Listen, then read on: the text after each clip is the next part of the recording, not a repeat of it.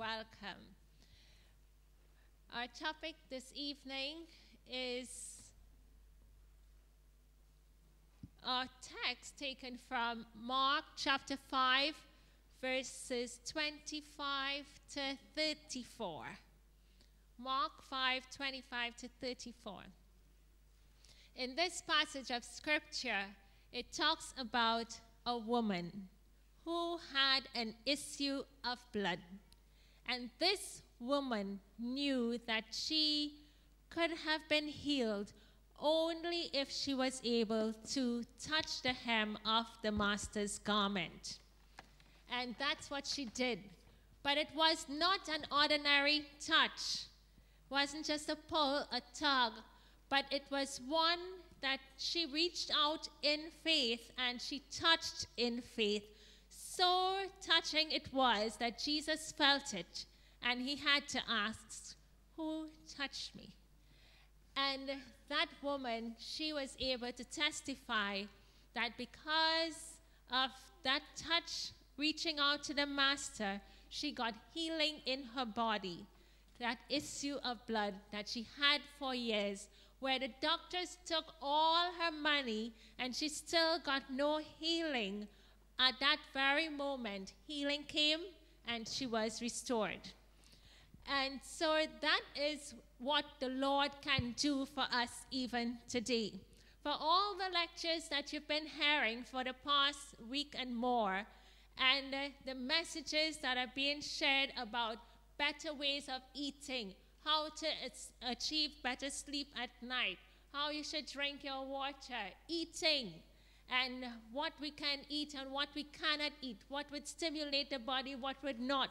It is that mind of yours that by faith, as you take hold of the message, your life will be touched by the Lord. He will bring healing to your body. The message of health is one that is of God. Satan is the destroyer. God is the healer. And as we are just the mere messengers bringing the word to you. But God requires you to extend your faith. And if you don't, you would not follow. But from the moment you begin to follow positively, not being skeptical, but positively, you begin to follow. That is your walk of faith, that the Lord is going to reward your efforts and bless you for it bountifully. So like this woman, she had an issue of blood. What kind of issue? We can think about it today as one of fibroids. That would cause a lot of disturbances with our women. But what exactly is this fibroid? You hear about it like it's a tumor, it's a growth in the body. Let's have a look. Tumors, they are like an abnormal mass of tissue which may be solid or filled with fluid. Okay, so you have this tumor growth, and the body would use the tumors such as like, if you it's like little pockets that would pull toxins and waste material into it, and any of the waste that comes from the lungs, the bowels, the kidney, the skin, where does it go if it does not excrete out and it stays within the body? Where can it go? Some folks, it stays within their fatty tissue, and for some others, it may just form this garbage collection point. And together, it forms a mass, and eventually, you can have this tumor that is quite toxic to the body. So fibroids, we're looking at natural therapies for prevention and for reversal of fibroids. So here we have different types of fibroids, and some can be cancerous, some can be non-cancerous. It's usually a tumor growth that is non-cancerous, but they can grow within the walls of the uterus and other places. So let's look at this one. It's called, they have names, you know, it's not just where they're located. They have these names to identify the kind. So it can be like an intramural fibroid that grows here within the wall of the uterus, but more, not on the inner part, more towards the outer layer of the uterus wall. Then you have the subserosal fibroid. It's in the wall of the fibroid, but more on the inner. And so this one can be pressing, like even on your bladder, and cause some pains there with the bladder, or cause you to urinate frequently. Then you have another, so you have, subserosal, follow the arrow, on the outside, more to the outer lining. And this one is right on the inside. That could be touching your bladder right there. Now, if it is nearer the inside pocket here, this kind would usually bleed in between period times, menstrual cycle times. And that can, cause some more complications for the woman. Then you have these, which you call the pedunculated ones, that it grows like a stem, either at the top outside portion of the uterus or a stem hanging on the inner cavity of the uterus. And you have this intracavity fibroid is one and the same, could be pedunculated because of the stem-like structure. And there you have them. So some folks may have them in all places, and they'd say, okay, you're packed with fibroids all over, or they may have them predominantly in one or two areas. Now, tell me, how many of you have seen what a fibroid looks like? Not too many? All right, so I have a few pictures to show you what it looks like, and here they are. Hey, they're like these mass growths. They take different shapes, sizes. Here you have big one and like all the multiple little ones that would soon grow up, the babies. Then they can be like that one. This one is like pretty huge. I actually saw one with someone that I know, that they took pictures of hers when she removed them, and it came up like all up here, and then it spread across on the side. When I saw it, I said, wow, it looked like a little monster. Terrible thing. And then you have this one. Okay. This one tends to look like a little fetus almost, taking its own form and shape. And the thing about it is that the fibroid tumors, they grow their own blood supply. So that's why the woman would be anemic, because all of this blood that she's losing every month, because the menstrual cycle, it comes around and the bleeding is heavier, but also because the tumor there grows its own blood supply, and it just sucks and pulls from the woman. And you got more of them. Here it's cross-section of it. And, okay, so all of that, enough. So the fibroids, they increase in size in women for different reasons. When there is an increased level of estrogen in the body. So when estrogen is heightened, it's increased, you find that the tumors can grow.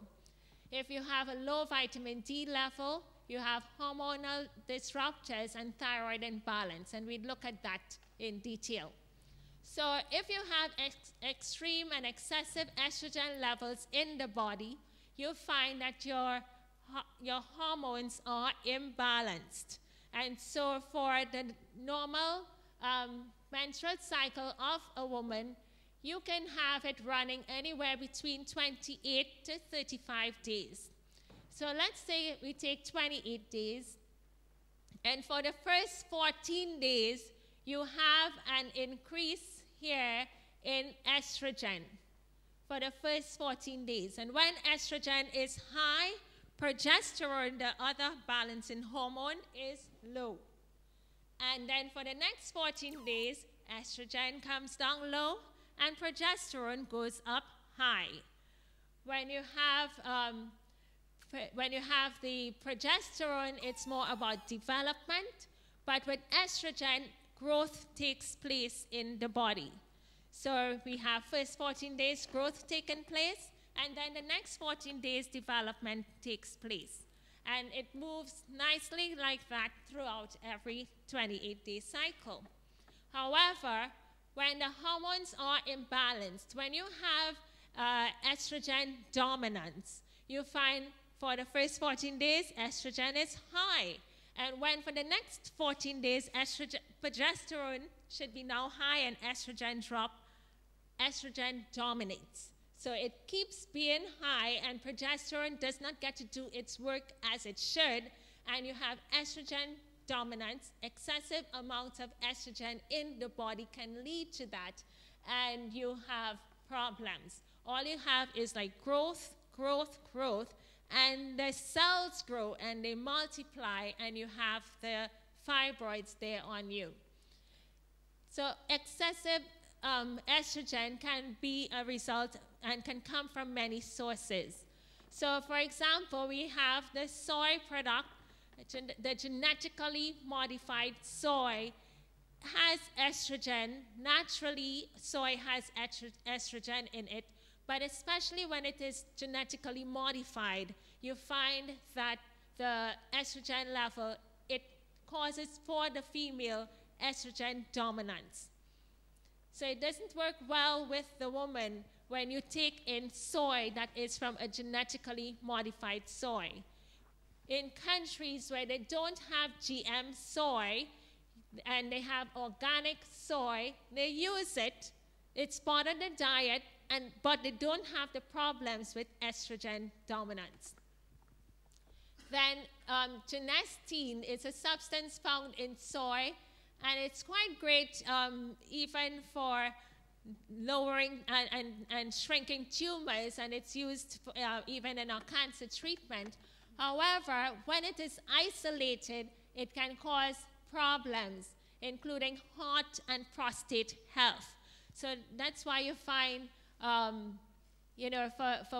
men who use a lot of genetically modified soy or genistein in any form, that would be even, it's quite natural in the beans, but again, it needs to be organic. And when it's in the GM form, it can cause issues even for the men with the prostate. Then there's some preservatives and additives to the popcorn. You know that popcorn, microwave popcorn? That can cause excessive amounts of estrogen. And you even have in the chewing gum or the soup pack mixes excessive amounts of estrogen that's being fed to the body. So it's quite important for us to recognize, know where the different sources can come from, and make the changes accordingly. For the woman, again, by using birth control contraceptives, that disrupts your natural hormonal balance, and you can have excessive estrogen. Everfresh, which is used as a preservative in some foods, and when a woman is pregnant, again, estrogen is increased. The use of cosmetics can also increase that. You have the cosmetics that use the phthalates and the perfumes and your even plastics and so forth. Those things can come. What you should rather do is use a more natural source for putting things on your skin. So we have like you can use olive oil on your skin, you can use coconut on your skin, you can make your own skin creams by using shea butter, and you can go to Whole Foods or one of those health food stores and ask and check for the all-natural products.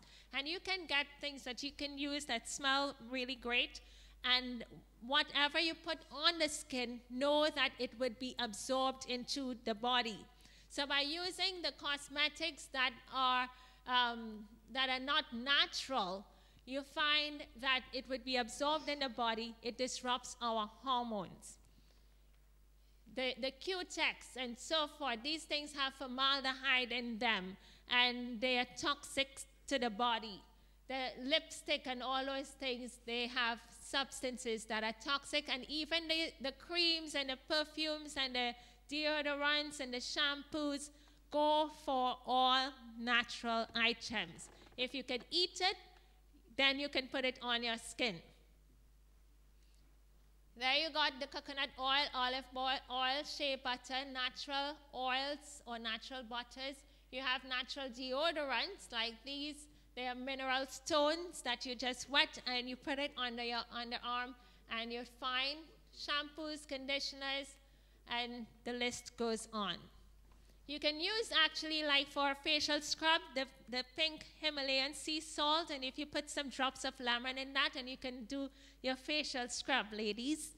Or you can put some honey on that, and you put it on your skin. It helps to exfoliate, give you 84 minerals on your skin, and you would look great for it, and it's all natural. Now, in the plastics, BPA, bisphenol A in the plastics and the plastic bottles that we would be drinking, avoid getting them heated. Once they're heated, the BPA releases from the plastic into that liquid, and when you drink it, it disturbs your hormonal balance. Pesticides will also do that, which you may get within your foods. And when for a hand sanitizer, use something that's quite natural. The hand sanitizers contain triclosan, and that disrupts your hormones for everyone, male and female. And by the way, all that we're talking about, all these things that affects the woman and give excessive estrogen is not only in the woman, but the men too. You do have a level of estrogen within your body, and so it can affect you just the same. For the hand sanitizers, especially like antibacterial soap has triclosan in it. That disrupts the hormones. Use instead something, if you wanted to make your own, you can take aloe vera gel, so you get that sticky like finish like you would get in your normal hand sanitizer, and then simply add an essential oil to it, like oregano oil that would kill germs, tea tree oil will kill germs, and you can use it successfully. Parabens, again, those that you would find within your cosmetics, and hormonal replacement therapy, especially for women as you get later on in age and you lose estrogen naturally. Lots of the time your physician may recommend HRT, which is hormonal replacement therapy, and that can disrupt your natural hormone balance. Dairy milk. Dairy milk accounts for about 80% of the estrogen consumed through the human diet. Why? Because when the cow is pregnant, in a pregnant state, then it begins to give milk. And so that milk contains about 33 times more estrogen than non-pregnant cows what you can get from them. And so the milk, the dairy milk, it's really high in estrogen, and by using dairy milk, you increase your estrogen level. Excessive fat on the body, fat cells would grab up estrogen and hold it, and so we need, therefore, to go on to lose the weight. Vitamin D deficiency can cause hormonal imbalance. When that light, you go out into the sunlight, that sunlight, it gets through our eyes to the pineal gland and helps to reset your biological rhythm. So then it gives the balance for the body to know how to operate in cycles and times and how things should go naturally. But a lot of times we find that we may wear shades. So if you're wearing the shades, you block off that light from getting to your eye. So go out there in the bright light and enjoy the light. Let it work for you well on your body. So that's one way. But other than that, to get the sun, again, at the right timing during the day, between, for us now, the hours of 11 and 2:30 is when we would be able to make vitamin D in a form that the body can use, and that would help us to have our hormones balanced. Now, the National Institute of Environmental Health Sciences uterine fibroid study of women showed that between the ages of 35 to 49 years, that a sufficient vitamin D of more than 20 nanograms per milliliter was associated with a reduced risk of uterine fibroids by 32%, compared to 95% increased risk for women who were vitamin D deficient. So if you're vitamin D deficient, under 25 nanograms per milliliter, you have a 95% risk of getting fibroid tumors. And a lot of us here, we are deficient. So when you go and you get tested and your doctor say you're chronically deficient, make sure you get out into the sunlight. Make sure you take your supplements continually to get your level back up, because we need to keep that level in good stead. Women who are vitamin D deficient are also at risk for polycystic ovaries by 85%, hormonal imbalance by 95%, colorectal cancer by 253%, and getting breast cancer by 600%. Men who are at risk for prostate enlargement and cancer, they are at risk by 95% for getting prostate enlargement and prostate cancer. Now, the pituitary gland also takes control on our hormones and keeps it in good check. And so that pituitary gland is responsible for so many other glands in the body, such as the breast, the adrenal gland, the kidney, the ovaries, the testicles, the thyroid, the muscle cells, and the muscle tissue, bone, skin, and the list goes on. So it's quite important for us to have iodine within our diet, because that helps the pituitary gland to function well and release its hormones to these varied parts of the body to keep it in good order. Once that is off, you find that you have issues within different parts of the body. So if the pituitary gland doesn't work well, the thyroid gland therefore cannot produce thyroid hormone that every cell in your body needs. And then you find all of these other areas of the body, one after the other, will be having problems. So if you do have thyroid dysfunction, such as hypothyroid, you have the goiter, or you have hypothyroidism, you are at risk for getting the fibroids. So to get your iodine, you use seaweed vegetables such as kelp, spirulina, chlorella, the sea salt that has iodine in it. Be careful, though, with the use of fluoride, chlorine, cassava, corn, and foods of the cruciferous family, because they can rob the body of iodine. So if you know that you're one who likes corn and you like cassava, have it, but make sure you use kelp at the same time so that you have the iodine back. And so that the thyroid, there would be sufficient amount that they could rob, and the thyroid gland could be happy at the same time too, and the rest of your body happy. Coarse vegetables, again, therefore, as you cook and steam your cabbage, broccoli, cauliflower, kale, those need to be steamed until tender, or they can easily rob your thyroid gland of iodine and all of that endocrine system as we should, and those areas can have problems throughout the body. Let's skip over this. We talked about it last day. Gluten. in our foods. You can have gluten intolerance, and that would affect your intestinal lining, as we talked about leaky gut the other evening. And then you have an reaction, an autoimmune reaction to the thyroid gland or to other parts of the body. And so when we are working with fibroids and reversing it, trying to shrink that tumor, you would see that we'd put you on a gluten-free diet because there is some link and correlation.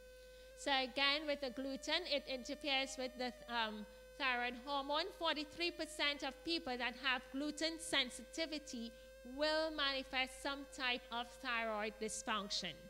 So take out all the bread, the bake, the bun, the tart, the pastries, and so forth, and any item that is made from wheat, rye, barley, spelt, kamut, those you remove from your diet in order to gain the benefits. So the symptoms of fibroids: heavy and frequent menstrual periods, infertility, anemia, fatigue, so extreme fatigue that you feel like you want to sleep all the time or you simply have no energy to do anything much, bleeding in between periods, feeling of fullness in the pelvic area or just under the stomach area, enlargement of the lower abdomen, so much that people would look at you and ask, and they would actually say congratulations that you're pregnant, but you're not. And then you might want to wear the girdles, which would restrict all the other organs in the body. That's not the way to take care of the problem. And let's work together to help to resolve it all together. Increased vaginal discharge, bleeding after intercourse, pain in the back, pain in the legs and the pelvis, pressure on the bladder. So as the fibroid tumor rests on the bladder, you can have frequent urination, and then you can have blocked urine flow, so either or, and that some people may have no symptoms whatsoever. Once you have fibroids, you may be overweight, and it's associated with people who have not had children. They're more likely to have fibroid tumors. Women between the ages of 30 to 40, but for some, I've seen young girls in their teens or early 20s having fibroid now. Why? Because of our society, all the things that we show that can bring it on, that can cause hormonal disruption, that they are exposed to. The foods, the environment, the cosmetics, and all those things. African heritage, you're more likely to have it. And those who eat flesh foods, such as the chicken, fish, turkey, crab, lobster, and the dairy items, they will have problems. Women who are pregnant and have fibroids, they may have some problems during their pregnancy, or depending on where it's located, they're able to carry without disruption. So if they do have problems, then you find that a C-section would be required, or the baby might be in breech, and then the doctor would have to work along with you to get that result. So how do we actually reverse this situation? Again, we look at the diet. Whatever caused it, let's go to remove it in order to start working on reversing and breaking down the tumors.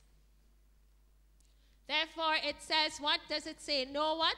And because they are high in estrogen. So remove the dairy, and instead, what milk can we use? Almond and cashew and rice and coconut and oats and any nut, any grain, any seed or legume you can take and make your milk. So try it. How about some lentil milk? How about some quinoa milk? I've made quinoa milk already and it's great. So don't, you know, and you saw like on Sunday when we made those cheese and we had to use cashew nuts. And one time was in the kitchen and my family wanted nuts. And I said, yes, I'll make it for you. And then, the cheese. And when I went to the cupboard, the nuts wasn't there. And I was doing quinoa at the same time. And I thought, I could do some quinoa cheese. And I did, and it tasted great. And the same concept and all the same ingredients, you add it. And instead of using a nut, you use the quinoa. And I made the cheese, the one to slice, and it was quite good. Yeah. You say that beans should be properly cooked. Mm-hmm. So how are we going to make milk from them? You have to cook them. Yeah, so you cook it plain, and then you can use it. So you can try it even with chana if you cook it plain, and then you take the amount you need and you prepare it. I have a roving mic if you want We me to have a go to question anybody. right here. Right. Okay, thanks. When you cook the beans to make the milk, how long will the milk stay, or does the milk have to be used within X amount of hours, or for that day, or can it go for the next day? Yeah, so these items with no preservatives added to it, they can last with a good refrigerator for like about 7 days. Yeah, so you just put it and you shake it up. For some of the milks, like if you add lecithin, especially if it had fat content like the nuts, if you added lecithin to that, it would bring the water, cause the water and the fat to emulsify, and it wouldn't really separate. But you put it in a bottle, keep it refrigerated, shake it before you use, and you got milk. And if you have cereal and you got none of those things, you can take banana and water, blend it, it looks pretty white, and you put it in your cereal, and it's sweet, and you're good to go. So don't get hung up over milk and think that from leaving the dairy, then I can't have anything. There are lots of, and the thing, as long as you are determined, the Lord is going to bless you, be with you in the kitchen. You will always have food. You will always have something to prepare. And the promise is given that the Holy Spirit will teach you. So just be open-minded. High-protein diet, such as meat, eggs, butter, and cheese. No hormone-laden meat that will disrupt your hormones. Another reason why you should go vegetarian. Hormone-laden meat? Yeah. The chicken. Oh, okay. Okay, so she asked what example of hormone-laden meat. So the chicken. Did we tell you about the cock? Now my students in the church, did we tell you the story about the cock in Trinidad that was starring? Oh, well, let me tell you quick. One time, just last year, I was in a country area and doing a lecture. And as we talked about, what foods we eat and not eat, the topic was on temperance. And so it covered even the meat question. And when I was through, someone called me and said, I really need to give up that chicken. I've been thinking about it, but listening this morning, I really need to give it up. And he said that he worked on a farm, and little chickens would come in for them to rear, and within 6 weeks, it would be ready to go out. And so I just told you, it says to your mind, how quickly they will come up. And because they'll give them the hormones to get them big. And what do you think is in demand? The wings are in demand, and the thighs in demand, and everybody says to give me the breast.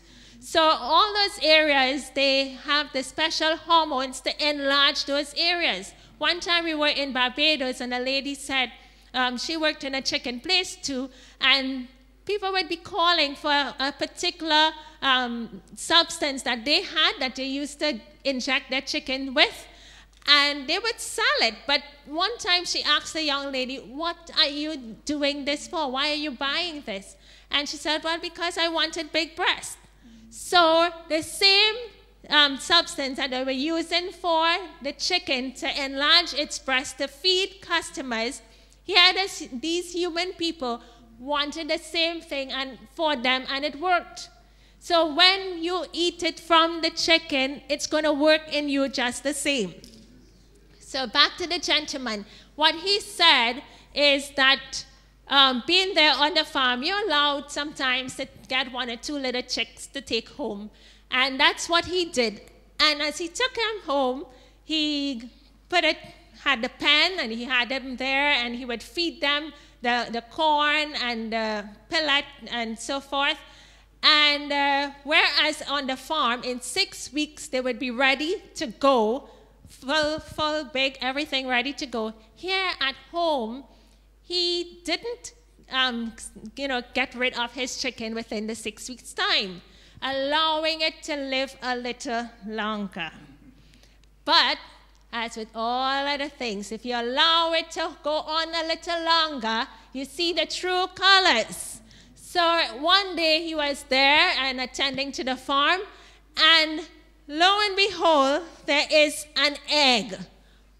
That this cock, oh, by the way, it's a cock. When he looked at it, there's no hen in here. What is this egg doing? It's the cock. And so he called his mother, "Ma, come and see. This is a cock, and here is an egg." So he was so terrified. He took the chicken and he split it down. He killed the chicken, then he split it down the middle, and he opened it up. And all inside had little eggs, the ovaries and everything on the outside was a cock.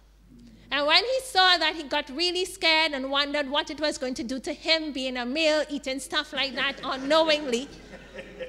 And that's what is happening. So only because he allowed it to grow and to mature, that he was able to see that. But had it been on the farm, slaughtered, packaged up, nice, seasoning it for you and putting it on the shelf, and then people go and you eat it, what is happening? The hormones are becoming imbalanced. So, by the way, for the demand for wings, you know that there are like chickens with 4 wings and 6 wings, right? Just look it up online and you'd see it. The picture. They have 4 wings and 6 wings. Okay. So no high-fat foods such as fried foods and fried oils. No caffeine drinks. So the same things that you've been hearing for good health. Let's maintain that. No sodas, sugar, alcohol, apple cider vinegar, salty foods, nutmeg, cloves, cinnamon, white products, and concentrated starches. No cooked spinach. It's high in oxalic acid, and that will help to harden and calcify the fibroid tumor. Then you go on a low-fat, high-fiber diet, and so you increase more fruits and vegetables. Sorry. Yes, I would like you to clarify something, because you had said that we must always cook spinach, but now you're saying no cook spinach. In this situation, with the fibroid, the oxalic acid in it can help to cause a fibroid tumor to be hardened. When it's cooked? Either form. Oh, so don't eat spinach? With spinach altogether. Yes. Okay. Yes. Okay. Other than that, you can eat, but not in excessive amounts. The spinach, it has oxalic acid in it. And for people with kidney stones, need to take that out of their diet too. Yeah. And so, trying to eat raw once per week. So for a woman, sometimes it could be like fruits, lots of fruits, some lettuce that you can have at a different time in the day for another meal, then nuts you can have. So when you think about using raw, you have fruits, you have your lettuce, you can have your nuts, your seeds, and then you can have your water. Some individuals might make a juice on that day, and then you'd be fine. So legumes, get enough proteins from our peas and beans, not be dependent on the flesh foods and so forth. Ensure you have your whole grains. Okay? Nuts and seeds, adequate amounts of water. For the lifestyle, no overeating. If you have excessive weight, let's walk and try and get that weight down, because the estrogen is going to be packed in on your fatty tissue and increase estrogen dominance within the body. No drug use, and avoid overindulgence in sexual activity during treatment, because as you saw the location of the fibroid tumors, you don't want anything to be irritating them and so forth. Wear longer garments so that you cover the arms and the legs and the lower and parts of your feet. Wear whole shoes, so wear your socks, keep your feet warm. Why? Because you want proper circulation of the blood throughout the entire body.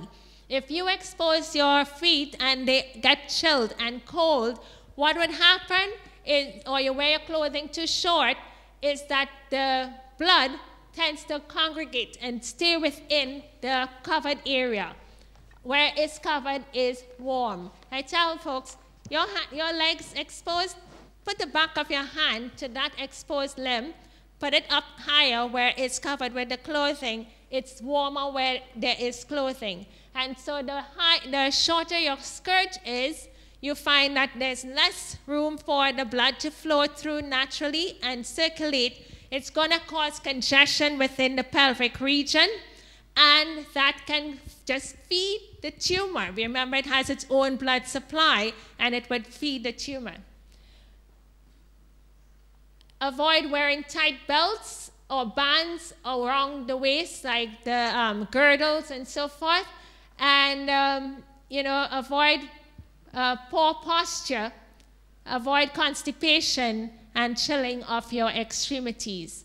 Get the sunlight daily, supplement as recommended, 20,000 IUs for the first 7 days, followed by 10,000 international units for the next 3 to 4 months, and then a maintenance of 6,000 international units as a maintenance, except for the months of June, July, and August, when you would be out in the sunlight. Getting proper rest, going to bed before or by 10 p.m. at night helps with cellular repair. It helps for all the treatment that you would be giving your body, you're giving it a chance to work. Exercise 1 hour daily, and reduce stress in your life. If you do have stressful situation, you need to take control and say stop. I'm not going to continue this way with stressing, and rather depend upon the Lord to help you, and that you would follow his leading. For the herbs, you want to use what you call like a castor oil pack, where you would take castor oil, put it over the abdominal area where the fibroid tumor is, and then you have a rag and you cover that with a plastic to keep the moisture in, and then you put like a light towel and then a water bag over, and put like a fleece blanket over the water bag, so that you keep that heat in there for 1 hour. So you take that time, you could be reading, doing something, but 1 hour in evenings, as you apply that castor oil pack, it would penetrate through the skin, get to the tumor, and cause it to shrink, to disintegrate. Now, this is the purge. Now, what you'd also need to do is to have a purge, and so you can take 3 tablespoons of castor oil, 1/4 cup of lemon juice. At night, the following day, you should be at home, and as you drink that, you can follow with some warm water. Every 15 minutes or 30 minutes, you drink a glass of warm water. It will help you to get your movement nicely. And castor oil doesn't really give you a gripe, but you get your good purge at the start of your treatment. And then you continue on with the rest of the treatments that would be recommended. Yeah. Do you take the castor oil and the lemon juice together, or one first and then followed by the other one? It's up to you if you want to mix it, and then you drink down all one time, and kind of like use a straw so it gets to the back of the mouth and bypasses all the taste buds. And but if you want to do it separately, you can do that, but it would be kind of hard to do the pure lemon. You would then be diluting it, and the process would be longer, I think. So then we would also want to have some mixtures of burdock, dandelion. We want to cleanse the blood, cleanse the liver, balance the hormone with black cohosh, and use turmeric for shrinking that tumor. When you're using black cohosh, use 1 to 2 teaspoons. For the others, it's like 2 tablespoons. But black cohosh in excessive amounts can cause you to get like a headache, and so you would want to use less of that. If you do get a headache, then just reduce the amount, but you do need it to balance the hormones. Black cohosh is also excellent for women in menopause, that you can use it to balance the hormones just the same. And then we have a couple herbs that we would use. So whereas before we had burdock for the blood, dandelion for the liver, here you have sheep sorrel for the blood and chicory root for cleansing the liver. If you do have gluten sensitivity or allergies, you keep it simple by just using burdock and black cohosh along with the turmeric, and you'd be fine. So we would be giving the handout. So I talked about that. So for our women, on the handout, you'd have some more details that you would be able to follow. Read it through. If you have any questions, please make sure and call us, ask us personally, and we'll just clarify any doubts, questions in your mind once you've read through the information, but it should be quite clear. Okay, so has the information been helpful to you this evening? Yeah. All right, so we have one more to go on Friday evening when we would do our lecture, and I'm thinking I have 2 topics in mind, and yes, Brother Roy? Cunningham? All this information that is on the board, is it into that book for the 365 book? Yes. Yes, it's in the 365 book, but we have the handouts for you tonight. Okay. Meanwhile, you're here, the cock egg you talk about, do they eat it? Because when we get it sometimes, the cock egg, but we keep it like a souvenir in the egg bowl. We never eat it. So. Well, yeah, so when it's on the farm and they have all of them, they just gather eggs and they put it out, and we buy the eggs by the crates and so forth, never knowing where it came from. But the fact that the cock is laying eggs is a clear indication that the hormones are completely out of whack, though, aren't they? There's a problem there. Yeah. It is. So they've either tampered with it from, the onset. Okay. So it's not quite new. All right.